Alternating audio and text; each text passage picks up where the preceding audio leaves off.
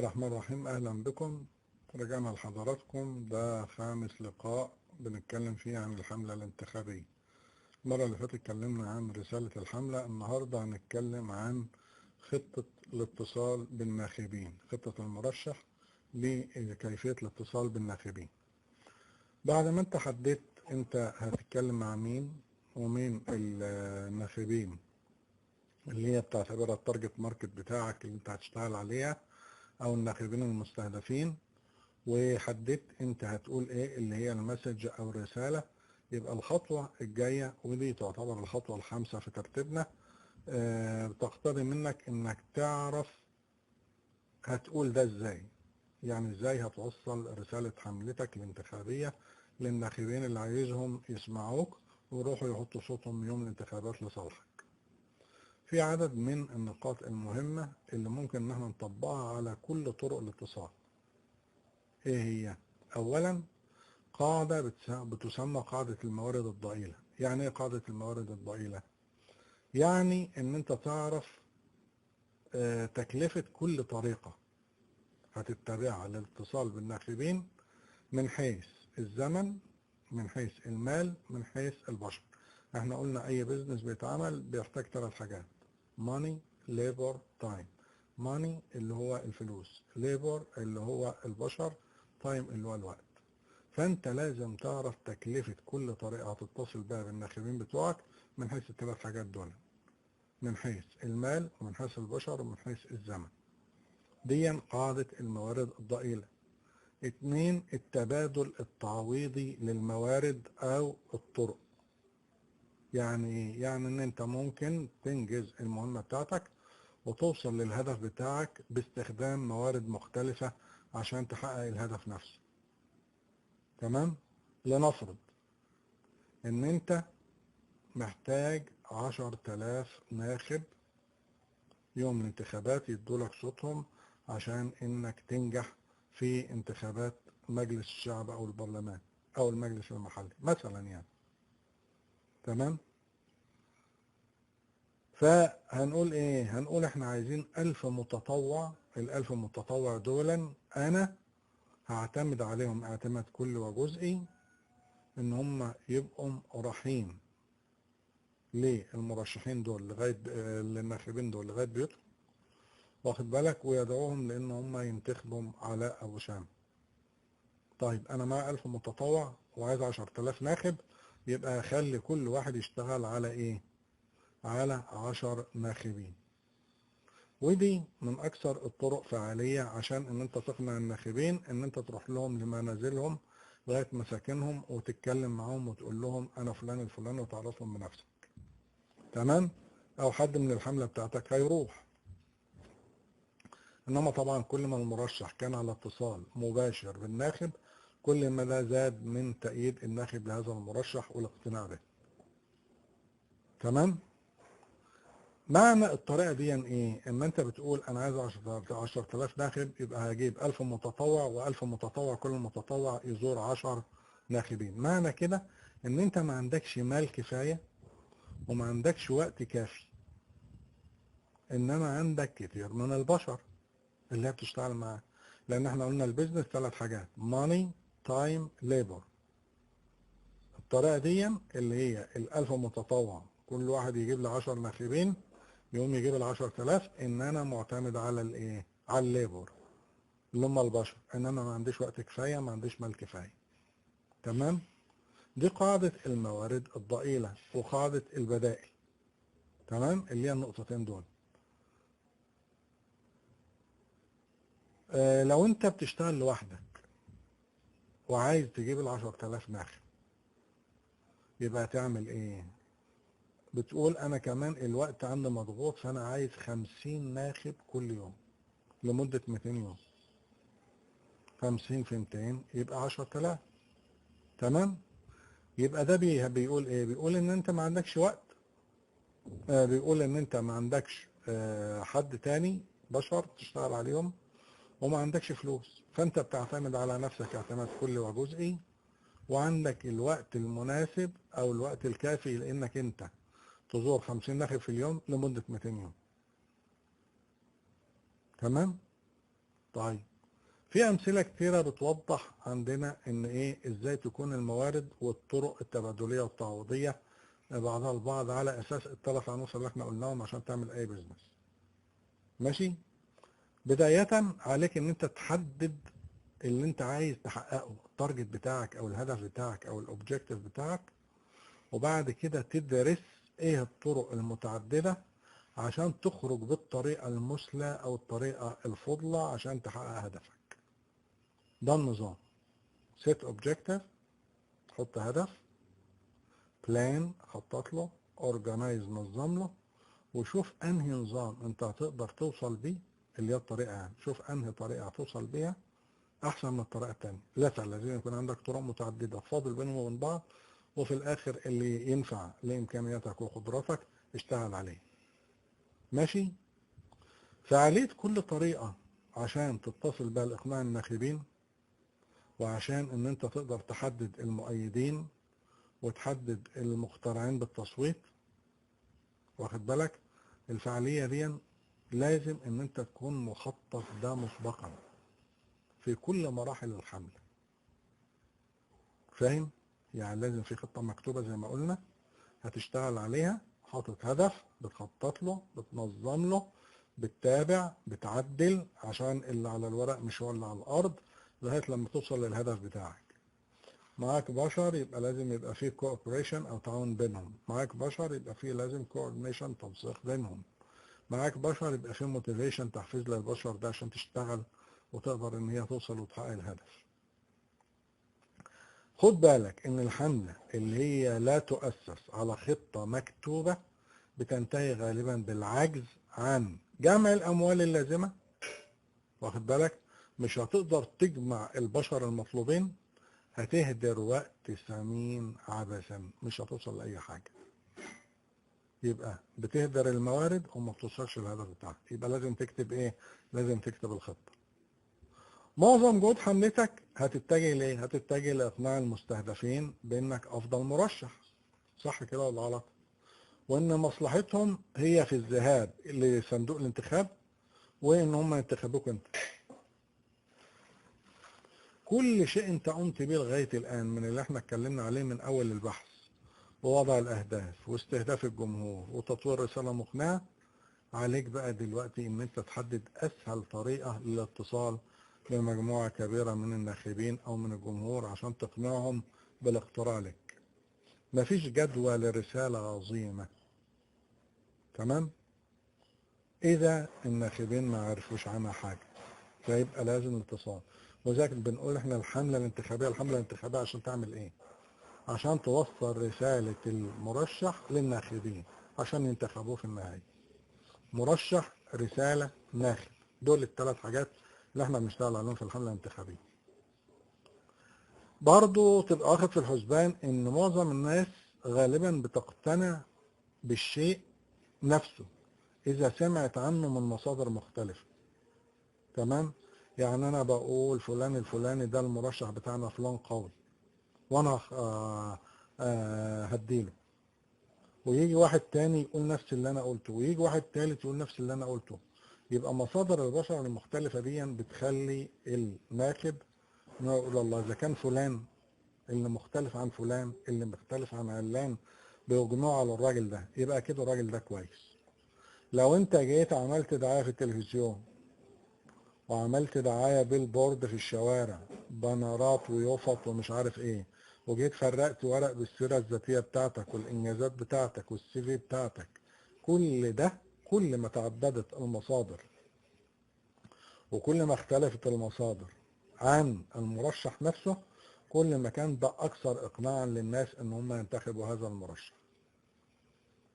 لما يسمعوا إن أنت مرشح جاي من منظمة حديثة محترمة أو من حزب حديث محترم، وبعدين قابلوا المرشح ده اللي قاعد يزورهم ويلف عليهم من باب لباب، وبصوا على أدبيات الحملة بتاعته ولقوها مقنعة، قروا مقال جيد عن المرشح في الصحافة، بيفتحوا التلفزيون لقوا إن الناس بتتكلم عليه وبيقولوا الراجل ده والراجل ده والراجل ده، كل ده هيسهل إن الناس تروح تحط الصوت بتاعها لك.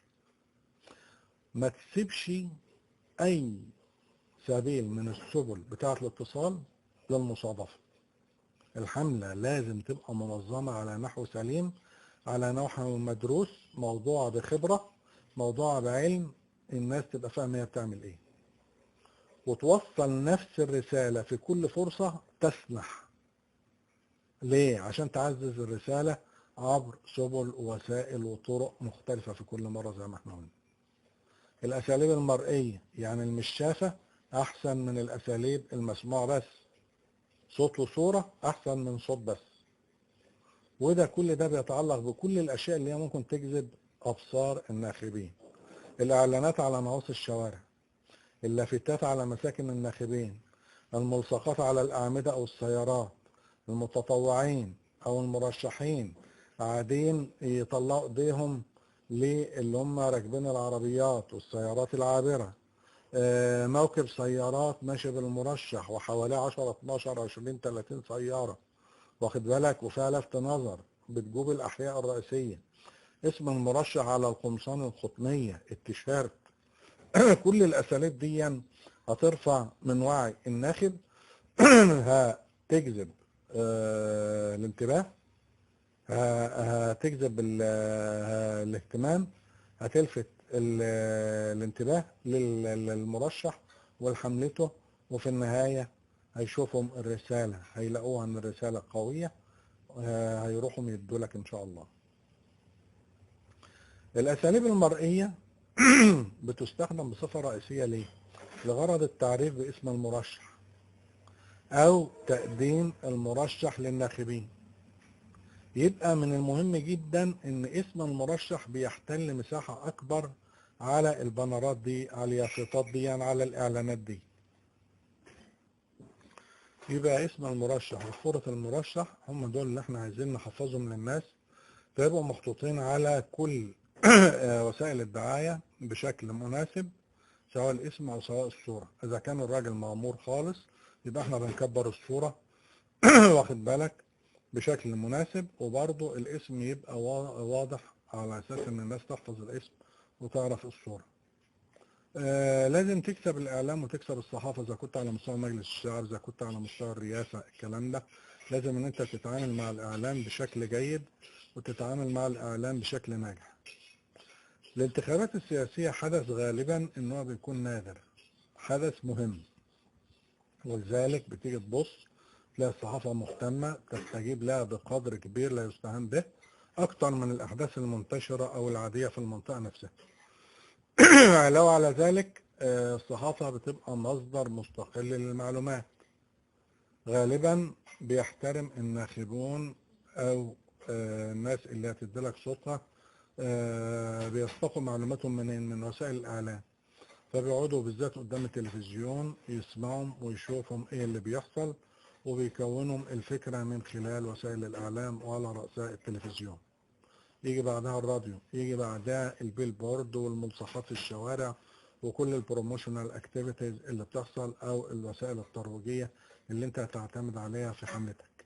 انت بتحتاج لعلاقات جيدة مع المراسلين عشان تضطرهم لنشر اخبارك، علاوة ان هم يفهموا الرسالة اللي انت عايز ان انت تقولها وتوصلها للجمهور بتاعك او جمهور الناخبين. تمام؟ وضع ادبيات الحملة، لازم ان تكون ادبيات الحملة بتاعتك فعالة قدر الامكان عشان توصل الرسالة للناخبين. يجب ان انت تتذكر ان اكثر الناخبين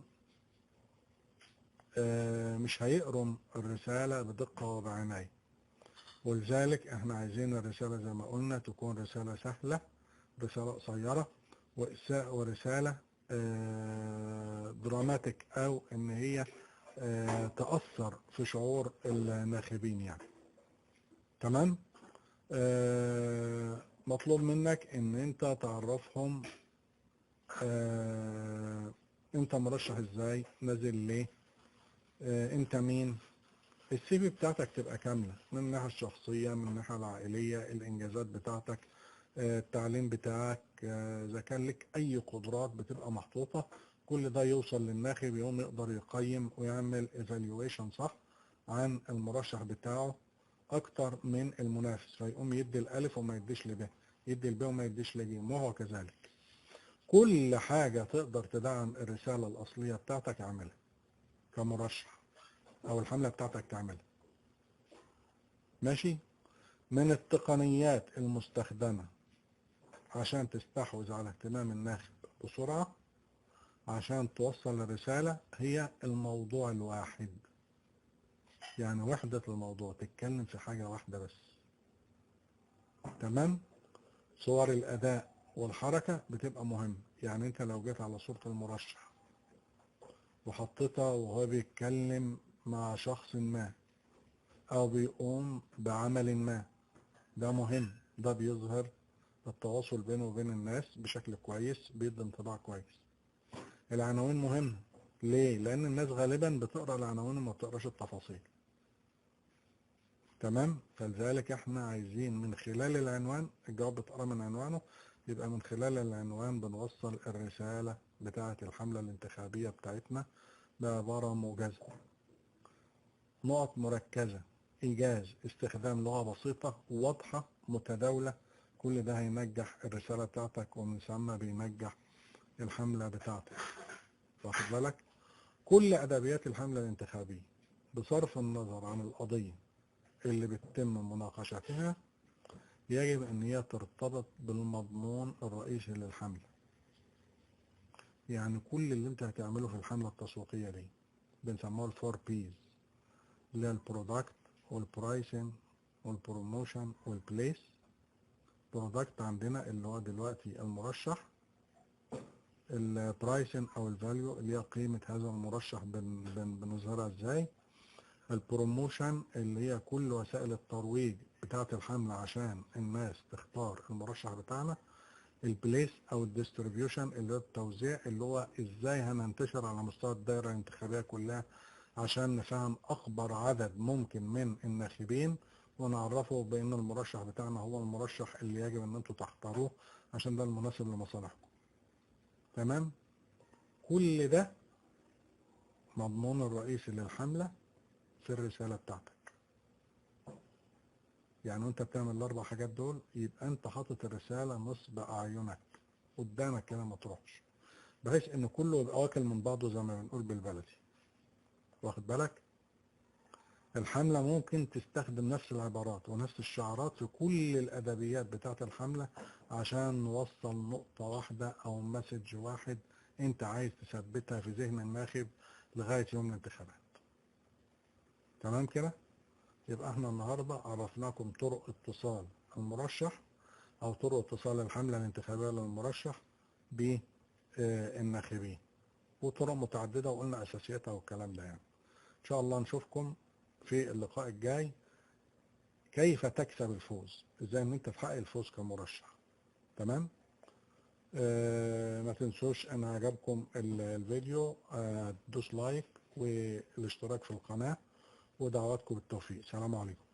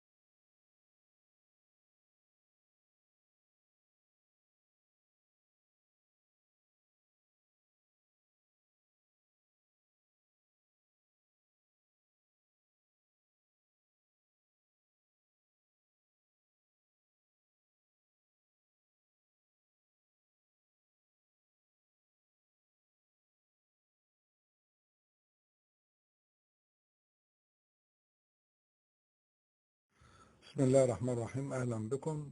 رجعنا لحضراتكم، ده خامس لقاء بنتكلم فيه عن الحملة الانتخابية.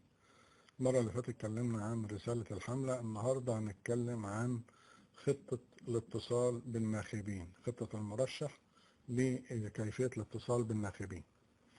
بعد ما انت حددت انت هتتكلم مع مين ومين الناخبين اللي هي بتعتبرها التارجت ماركت بتاعك اللي انت هتشتغل عليها او الناخبين المستهدفين، وحددت انت هتقول ايه اللي هي المسج او الرسالة، يبقى الخطوة الجاية ودي تعتبر الخطوة الخامسة في ترتيبنا، بتقتضي منك انك تعرف هتقول ده ازاي. يعني ازاي هتوصل رسالة حملتك الانتخابية للناخبين اللي عايزهم يسمعوك ويروحوا يحطوا صوتهم يوم الانتخابات لصالحك. في عدد من النقاط المهمة اللي ممكن ان احنا نطبقها على كل طرق الاتصال. ايه هي؟ اولا، قاعدة بتسمى قاعدة الموارد الضئيلة. يعني ايه قاعدة الموارد الضئيلة؟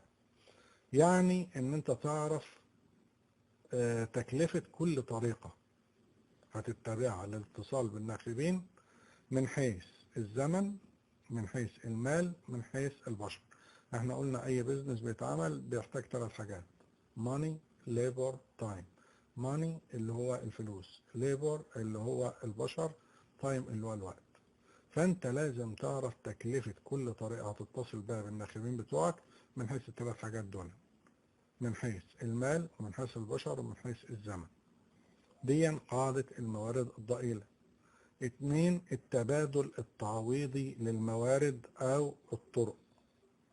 يعني ان انت ممكن تنجز المهمة بتاعتك وتوصل للهدف بتاعك باستخدام موارد مختلفة عشان تحقق الهدف نفسه.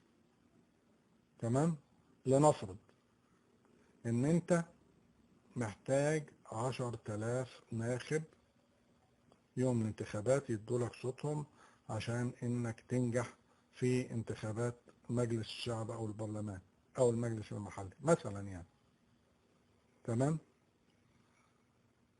فهنقول ايه؟ هنقول احنا عايزين 1000 متطوع. ال1000 متطوع دولا انا هعتمد عليهم اعتماد كلي وجزئي ان هم يبقوا رايحين للمرشحين دول لغايه للناخبين دول لغايه بيوتهم، واخد بالك، ويدعوهم لان هم ينتخبوا علاء ابو شام. طيب انا معايا 1000 متطوع وعايز 10,000 ناخب، يبقى اخلي كل واحد يشتغل على ايه؟ على 10 ناخبين. ودي من اكثر الطرق فعالية عشان ان انت تقنع الناخبين ان انت تروح لهم لمنازلهم لغاية مساكنهم وتتكلم معاهم وتقول لهم انا فلان الفلاني وتعرفهم بنفسك. تمام؟ او حد من الحملة بتاعتك هيروح. انما طبعا كل ما المرشح كان على اتصال مباشر بالناخب كل ما ده زاد من تأييد الناخب لهذا المرشح والاقتناع به. تمام؟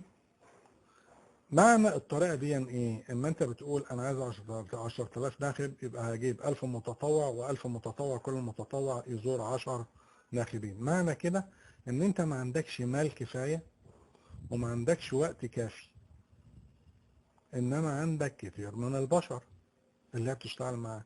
لان احنا قلنا البيزنس 3 حاجات: money, time, labor. الطريقة دي اللي هي ال1000 متطوع كل واحد يجيب له 10 ناخبين يقوم يجيب ال10,000، ان انا معتمد على الايه؟ على الليبر اللي هم البشر، انما ما عنديش وقت كفايه، ما عنديش مال كفايه. تمام؟ دي قاعده الموارد الضئيله وقاعده البدائل. تمام؟ اللي هي النقطتين دول. لو انت بتشتغل لوحدك وعايز تجيب ال10,000 ناخب، يبقى هتعمل ايه؟ بتقول انا كمان الوقت عندي مضغوط فانا عايز 50 ناخب كل يوم لمده 200 يوم. 50 في 200 يبقى 10,000. تمام؟ يبقى ده بيقول ايه؟ بيقول ان انت ما عندكش وقت، بيقول ان انت ما عندكش حد تاني بشر تشتغل عليهم، وما عندكش فلوس، فانت بتعتمد على نفسك اعتماد كلي وجزئي، وعندك الوقت المناسب او الوقت الكافي لانك انت تزور 50 ناخب في اليوم لمدة 200 يوم. تمام؟ طيب في امثله كتيره بتوضح عندنا ان ايه ازاي تكون الموارد والطرق التبادليه والتعويضيه بعضها البعض على اساس الثلاث عناصر اللي احنا قلناهم عشان تعمل اي بزنس. ماشي. بدايه عليك ان انت تحدد اللي انت عايز تحققه، التارجت بتاعك او الهدف بتاعك او الاوبجيكتيف بتاعك، وبعد كده تدرس ايه الطرق المتعدده عشان تخرج بالطريقه المثلى او الطريقه الفضلى عشان تحقق هدفك. ده النظام. set objective، حط هدف، plan خطط له، organize نظم له، وشوف انهي نظام انت هتقدر توصل بيه، اللي هي الطريقه يعني، شوف انهي طريقه هتوصل بيها احسن من الطريقه التانيه. لازم يكون عندك طرق متعدده فاضل بينهم وبين بعض، وفي الاخر اللي ينفع لامكانياتك وقدراتك اشتغل عليه. ماشي. فعليت كل طريقه عشان تتصل بها لاقناع الناخبين، وعشان ان انت تقدر تحدد المؤيدين وتحدد المقتنعين بالتصويت. واخد بالك؟ الفعالية دي لازم ان انت تكون مخطط ده مسبقا في كل مراحل الحملة. فاهم؟ يعني لازم في خطة مكتوبة زي ما قلنا هتشتغل عليها، حاطط هدف، بتخطط له، بتنظم له، بتتابع، بتعدل عشان اللي على الورق مش هو اللي على الارض، لغاية لما توصل للهدف بتاعك. معاك بشر يبقى لازم يبقى فيه كوبريشن او تعاون بينهم، معاك بشر يبقى فيه لازم كوردينيشن تنسيق بينهم، معاك بشر يبقى فيه موتيفيشن تحفيز للبشر ده عشان تشتغل وتقدر ان هي توصل وتحقق الهدف. خد بالك ان الحملة اللي هي لا تؤسس على خطة مكتوبة بتنتهي غالبا بالعجز عن جمع الاموال اللازمة. واخد بالك؟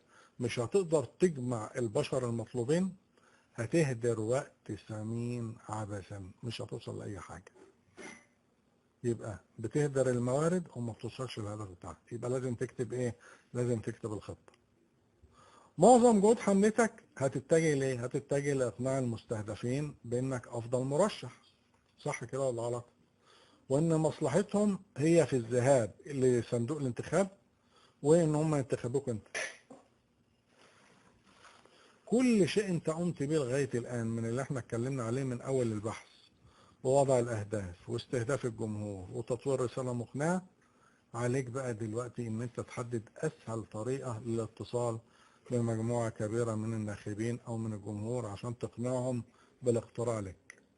مفيش جدوى لرسالة عظيمة، تمام؟ إذا الناخبين ما عرفوش عنها حاجة فيبقى لازم اتصال.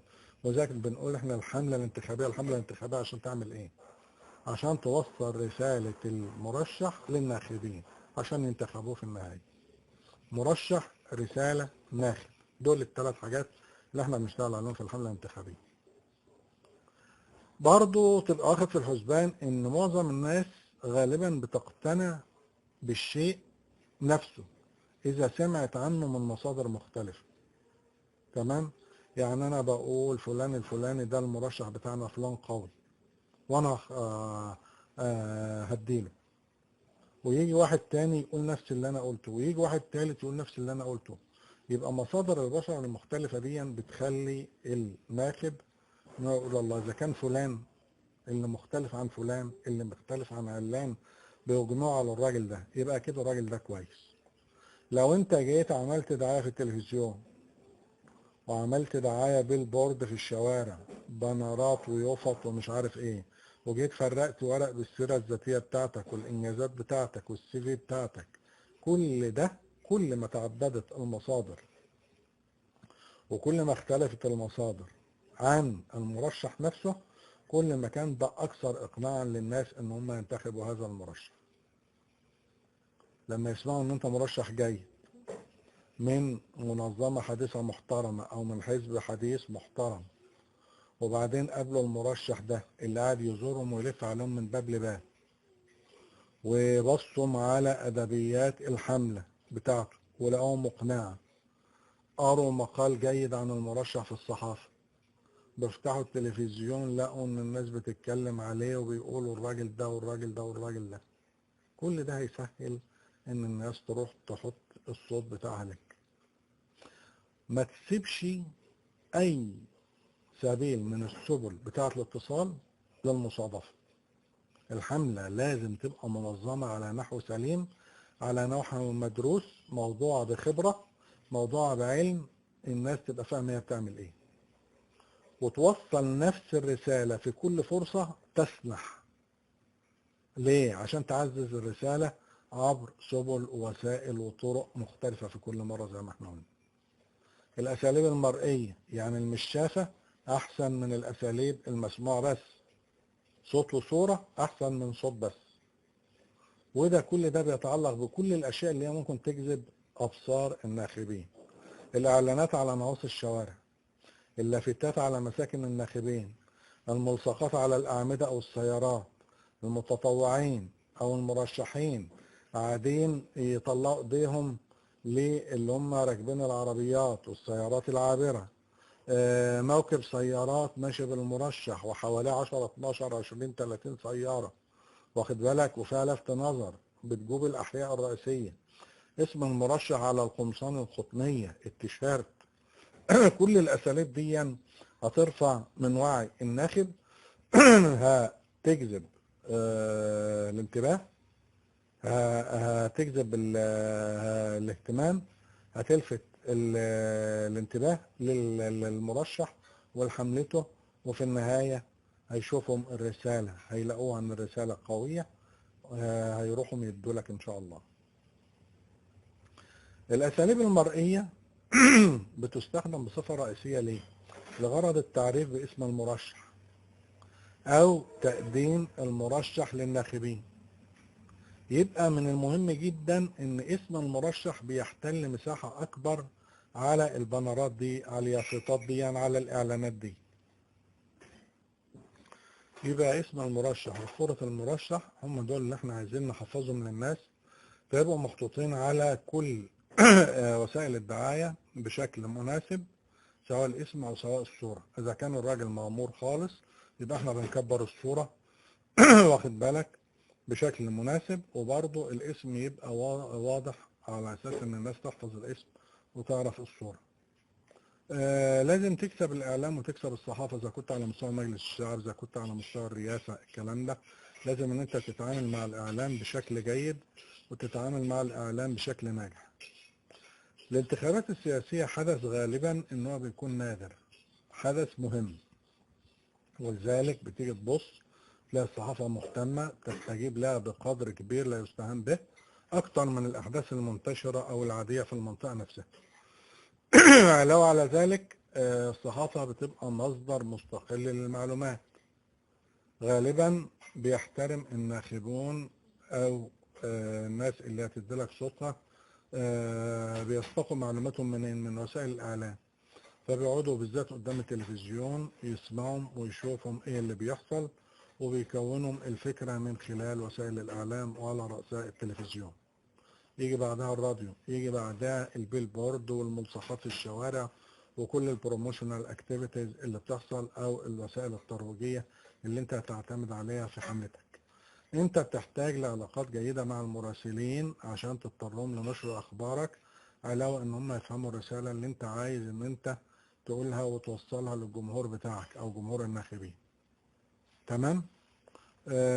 وضع ادبيات الحملة، لازم ان تكون ادبيات الحملة بتاعتك فعالة قدر الامكان عشان توصل الرسالة للناخبين. يجب ان انت تتذكر ان اكتر الناخبين مش هيقروا الرسالة بدقة وبعناية، ولذلك احنا عايزين الرسالة زي ما قلنا تكون رسالة سهلة، رسالة قصيرة، ورسالة دراماتيك، او ان هي تأثر في شعور الناخبين يعني. تمام. مطلوب منك ان انت تعرفهم انت مرشح ازاي، نازل ليه، انت مين، السي في بتاعتك تبقى كاملة من الناحية الشخصية، من الناحية العائلية، الانجازات بتاعتك، التعليم بتاعك، اذا كان لك اي قدرات بتبقى محطوطة. كل ده يوصل للناخب يقوم يقدر يقيم ويعمل ايفالويشن صح عن المرشح بتاعه، اكتر من المنافس، فيقوم يدي الالف وما يديش لب، يدي الب وما يديش لج، وهو كذلك. كل حاجة تقدر تدعم الرسالة الأصلية بتاعتك اعملها كمرشح، أو الحملة بتاعتك تعملها. ماشي؟ من التقنيات المستخدمة عشان تستحوذ على اهتمام الناخب بسرعة عشان توصل الرسالة هي الموضوع الواحد. يعني وحدة الموضوع، تتكلم في حاجة واحدة بس. تمام؟ صور الأداء والحركة بتبقى مهمة. يعني انت لو جيت على صورة المرشح وحطيتها وهو بيتكلم مع شخص ما او بيقوم بعمل ما، ده مهم، ده بيظهر التواصل بينه وبين الناس بشكل كويس، بيدي انطباع كويس. العناوين مهمة. ليه؟ لان الناس غالبا بتقرأ العناوين وما بتقراش التفاصيل. تمام؟ فلذلك احنا عايزين من خلال العنوان، الجواب بتقرا من عنوانه، يبقى من خلال العنوان بنوصل الرسالة بتاعة الحملة الانتخابية بتاعتنا بعبارة موجزة، نقط مركزة، إيجاز، استخدام لغة بسيطة واضحة متداولة. كل ده هينجح الرسالة بتاعتك، ومن ثم بينجح الحملة بتاعتك. واخد بالك؟ كل أدبيات الحملة الانتخابية بصرف النظر عن القضية اللي بيتم مناقشتها يجب ان هي ترتبط بالمضمون الرئيسي للحملة. يعني كل اللي انت هتعمله في الحملة التسويقية دي بنسموها الفور بيز، اللي هي البرودكت والبرايسنج والبروموشن والبليس. برودكت عندنا اللي هو دلوقتي المرشح، البرايسنج او الفاليو اللي هي قيمة هذا المرشح بنظهرها ازاي. البروموشن اللي هي كل وسائل الترويج بتاعة الحملة عشان الناس تختار المرشح بتاعنا. البليس او الديستريبيوشن اللي هو التوزيع، اللي هو ازاي هننتشر على مستوى الدائرة الانتخابية كلها عشان نفهم اكبر عدد ممكن من الناخبين، ونعرفه بان المرشح بتاعنا هو المرشح اللي يجب ان انتوا تختاروه عشان ده المناسب لمصالحكم. تمام؟ كل ده مضمون الرئيسي للحملة في الرسالة بتاعتك.